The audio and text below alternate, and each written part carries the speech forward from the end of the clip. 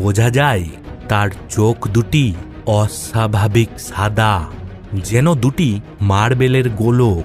মেয়েটি একবার বিমলের দিকে আর একবার তার হাতের চপের পুটুলিটার দিকে তাকিয়ে এক বিচিত্র অর্থহীন হাসি হাসল। বিমলের বুঝতে অসুবিধে হলো না কেন গ্রামের লোক শনিবার রাতে এই পথে আসতে নিষেধ করে, তার উপর তার সাথে রয়েছে আমিষ।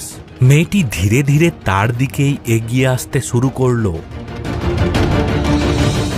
বিমল উপলব্ধি করল এক ভয়াল বিপদ ঘূর্ণিঝড়ের মতো তার দিকে ধেয়ে আসছে। আর এক মুহূর্ত অপেক্ষা না করে সে হাতের পুটলিটা সেখানেই ফেলে দিয়ে নিজের বাড়ির দিকে দীর্ঘশ্বাসে ছুট দিল। কোনো মতে দৌড়ে সে বাড়ির দরজায় পৌঁছল।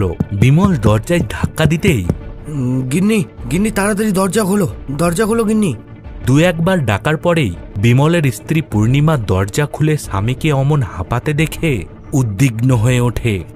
এ কি, তুমি তুমি অমন ভাবে হাঁপাচ্ছ কেন? কি হয়েছে?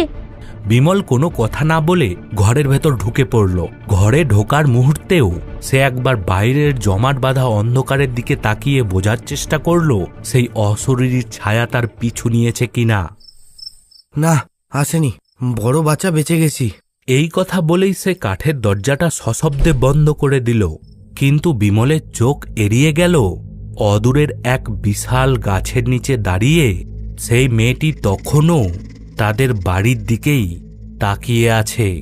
তার মুখে ক্ষণিকের জন্য খেলে গেল এক পৈশাচিক উল্লাসের হাসি।